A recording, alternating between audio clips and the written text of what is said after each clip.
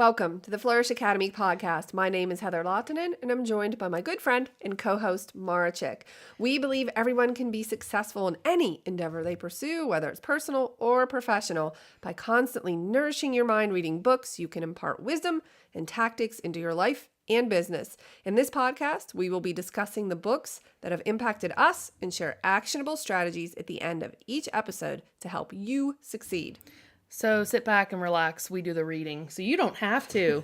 Right. Today, we are beginning our discussion on Eat That Frog. Which sounds kind of gross. Yeah, I don't really want to eat frogs, but it's by Tracy, and the subtitle is very important here. 21 great ways to stop procrastinating and get more done in less time. Does yours say 21 too? It does. Okay, let's do our little disclaimer up front. There have been 3 versions, I think. Yes, mine is the 3rd edition.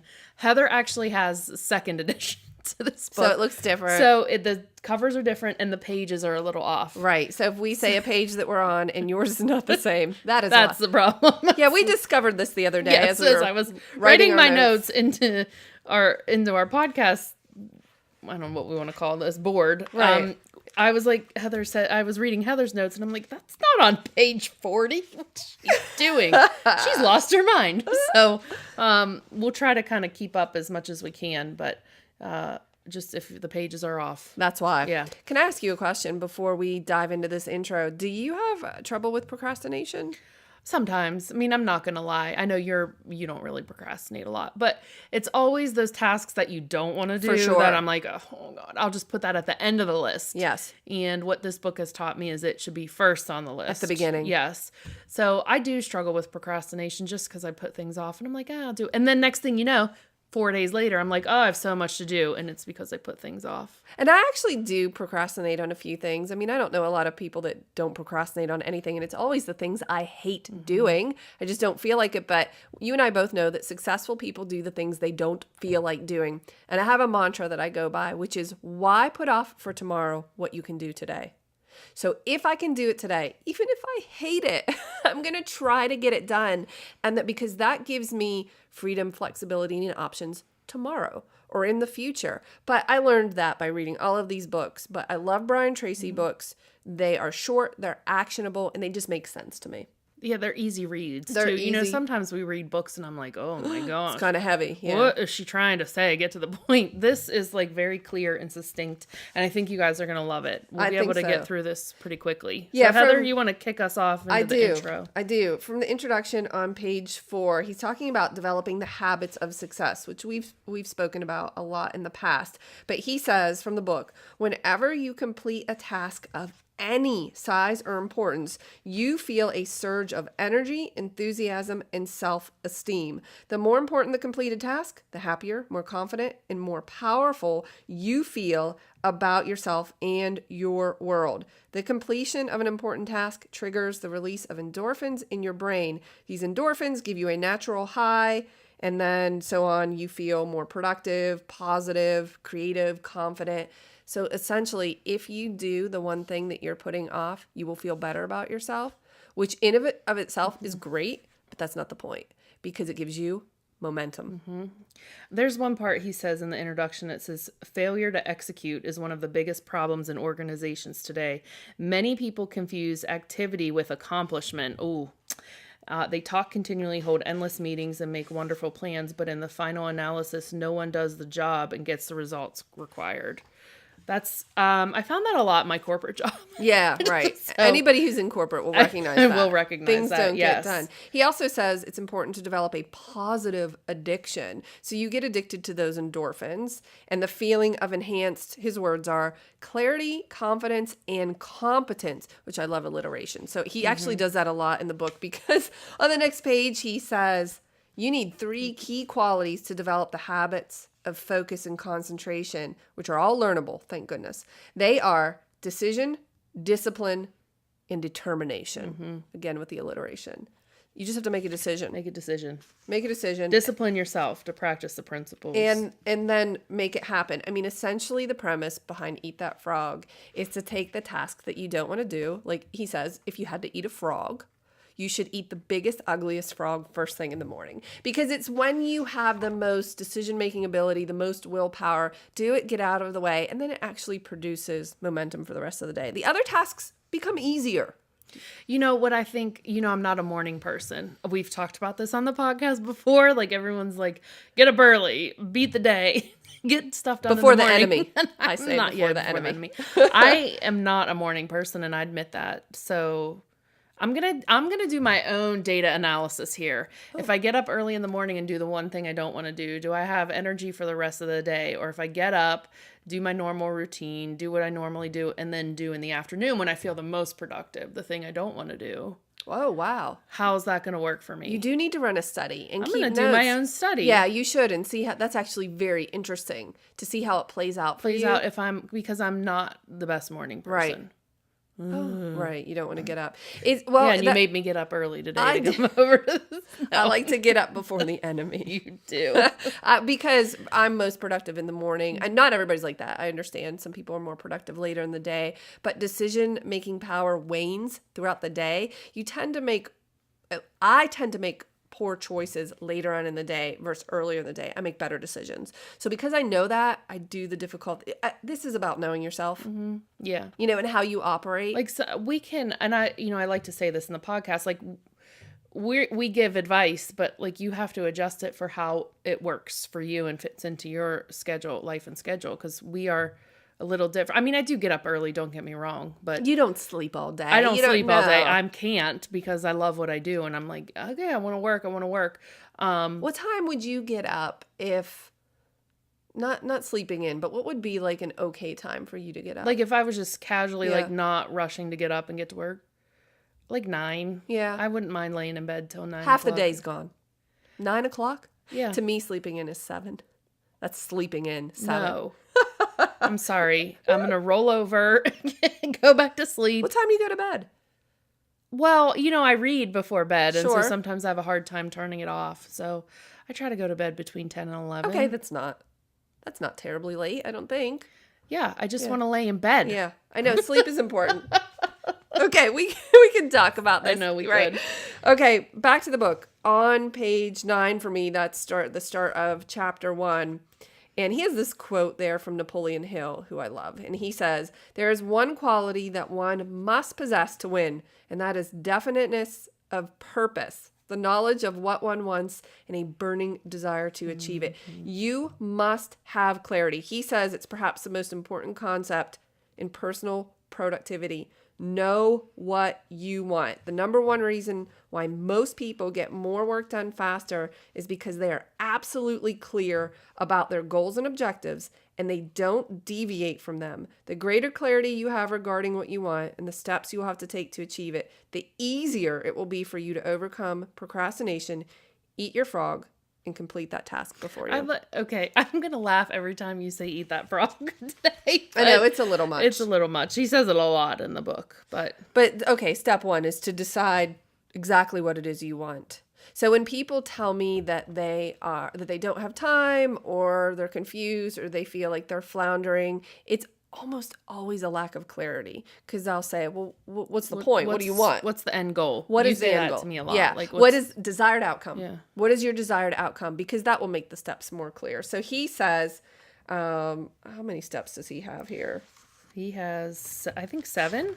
7 You're steps. Right. Yep. Okay. And step 1 is to decide exactly what you want, and then step 2 is to write it down. Write it down. Boy, this sounds like goal setting, doesn't it? Mm-hmm. Interesting. We talk about writing it down a lot. It's very important. Because you get clarity. You Yeah. can think on paper. There is actually a word for this. Oh my gosh.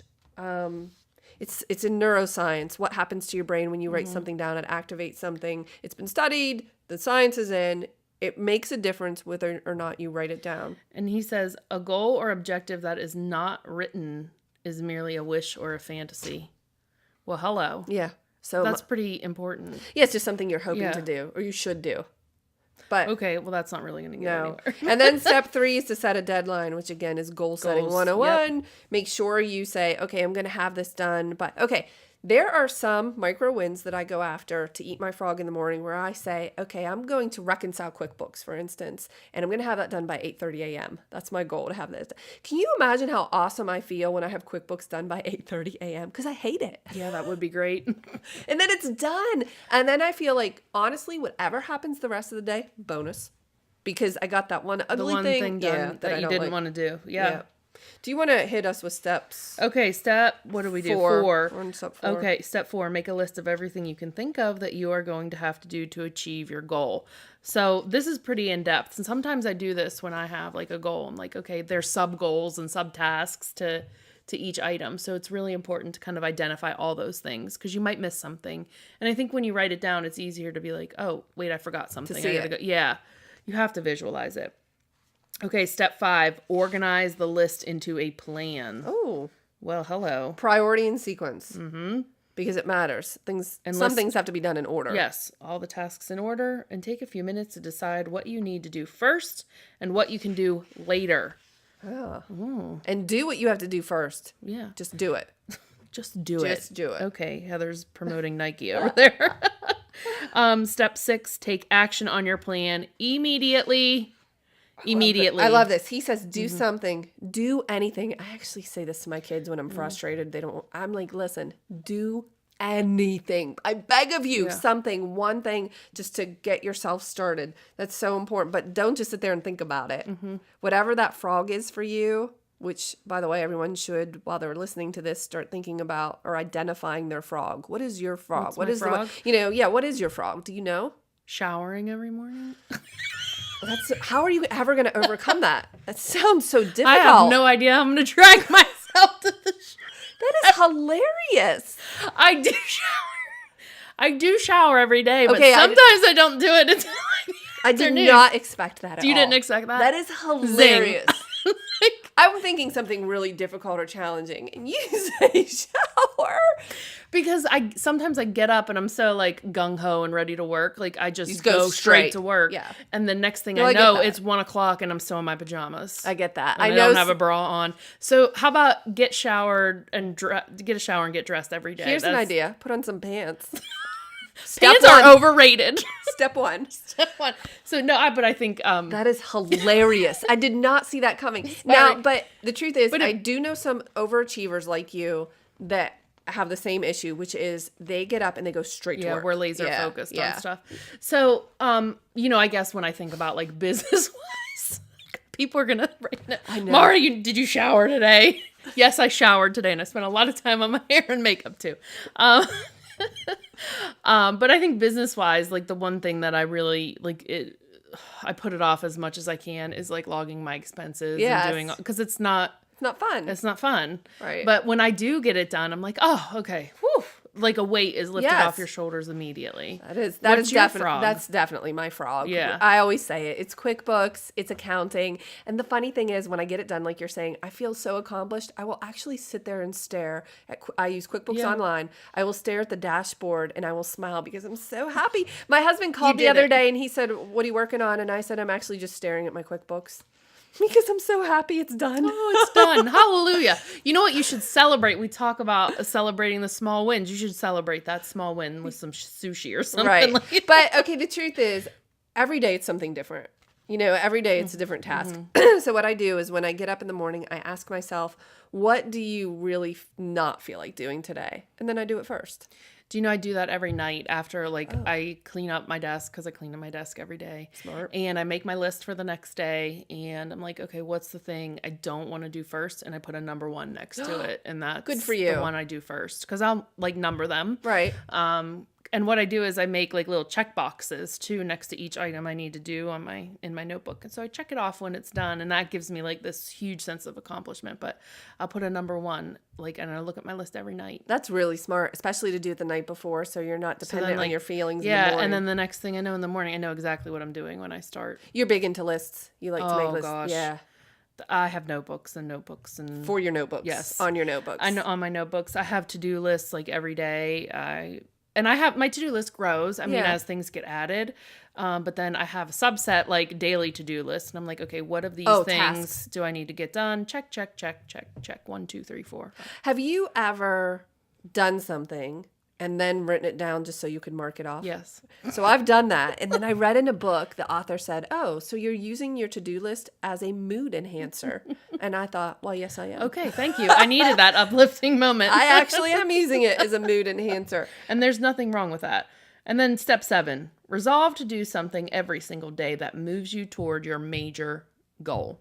And I think I'm pretty good at that. Like every single day I'm going to do something that's towards my big goal. And I think you're that way too. Yeah, one of your strengths for sure is goal setting in your list. And you're I said this in an email to you the other day. You're very organized. You keep everything. You have to. It's just the way you get things done. There's just so many things going. I mean, if you just, it's chaos if you don't have it right. Or you can miss something. Organized. And then people are like, where are my photos? Be like, oops, I don't know. And you know what's interesting is as I just turned the page into chapter 2 on page 15, he says, plan every day in advance. That's what you were just talking about. Oh my gosh. You're psychic. Listen, I could have written this book. Yeah. What does Brian Tracy know? He says planning is bringing the future into the present so that you can do something about it now. And it only takes about 10 to 12 minutes for you to plan out your day. But this small investment of time will save you up to 2 hours in wasted time and diffused effort throughout the day. He has this 6P formula. It says proper prior planning prevents poor performance. That's a lot. That's like a Dr. Seuss book.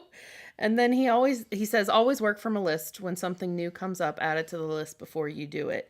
Make your list the night before the work day ahead. Now, I'm all about lists, and I could pull up my notebook that has all my big to-do lists and stuff. But as soon as something comes in and I'm working on something else, I add it to the to-do list so I'm not distracted. Okay, good point. Good point. You're working on something, you're focused. Something pops into your mind or maybe pops on your email. Are you able to put that on a separate list to get it? I have to get it out of my head. Right. Or it'll bother me thinking like, okay, don't forget you need to do that. So I put it on the list and then I can, like, my focus isn't taken away from what I'm trying to do. Because we're all, like, we think multitasking is a thing and it's not really a thing. So you're actually switch tasking. Who wrote that? Someone wrote that. That was. It was in a book. I did not come up with that, but you're just switch tasking. Yeah. And so if I stop to do something else, then I've lost all the momentum I've had on what I was working on. So when I think of something, that's why there's a notebook beside me at all times, because I have the ability to just write. And then you feel okay because I've captured it and I can move on. That's really smart. You're very good at that. Do you have separate lists for business versus personal? Yes, I do. Course. Because I don't like to mix the two. No, you can't. No, I agree. I do too. Yeah. Make dinner should not be on my business list. Right. Make dinner. I mean, order out. As if. As if Mara's going to cook. That's great. Okay, he says on page 18, as you work steadily through your lists, you will develop a sense of positive forward momentum that enables you to overcome procrastination.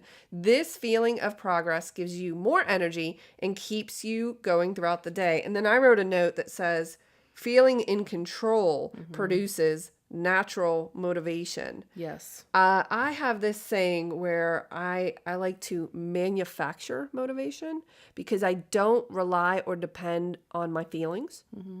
I mean, how often do you feel like doing something you don't want to do? No. Never. I felt like not getting out of bed today. Right. If we relied on our feelings for everything, we wouldn't do anything. So I don't want to rely on my feelings. I mean, it's great when you have natural motivation, but you can't depend on it. You can't just hope it's going to show up. So I manufacture it. And the way I do it is exactly how he just described. By being in control, I produce that natural motivation. And then I wrote a note to myself, think on paper and always work from a list. Always. And he says here, and this is how I feel, it raises your self-esteem and self-respect. Visible progress propels you forward and helps you overcome everything. Again, I'll write the book, Brian. You can just pay me a finder's fee. I love the way he writes. It's very easy to understand and it makes sense. Yes, this is so good. And in chapter 3, I just have one quick note there, where he says time management, well, first of all, time management is really life management.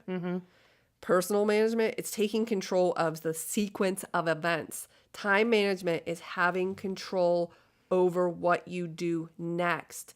You're always free to choose the task that you will do next. Your ability to choose between the important and the unimportant is the key determinant of your success in life and work. He has a quote here that says, we always have enough time if we will. Wait, we always have time enough if we will, but use it. Read that quote. Oh, on chapter 3. We always have time enough if we will, but use it right. It sounds like freaking Yoda wrote it. Use it right. Right. Okay, and the person who said that is Johann Wolfgang von Goethe. So clearly, I should not have read that quote. He didn't speak normal English. That was not English, Johann. He's just saying use your time right. I think that's what he's trying to say. Okay, let's interpret. Focus on the vital few instead of the trivial many. Yes. The vital few. What is vital to you and what is trivial? Focus on the vital. Ready? Yeah. Chapter 4. Yeah. Consider the consequences. What happens if you don't? Right. So one thing that hit me here is, from the book, I'm on page 23, but it's probably not. There's page 23. Successful people have a clear future orientation. They think 5, 10, and 20 years out into the future. They analyze their choices and behaviors in the present to make sure that what they are doing today is consistent with the long-term future that they desire. You know, and this is why it's important to me, like, this is why I write down goals. And this is why I use, like, the decision tree to help me, like, form an answer to, like, if I want to take on a certain task or something, because I know that they need to map into what I have, like, visioned for my future. Because I know where I want to be in 5 years. I know where I want to be in 10 years. So it's important for me to know, like, what the ultimate goal is. Okay, the key to what you just said is you have incredible clarity.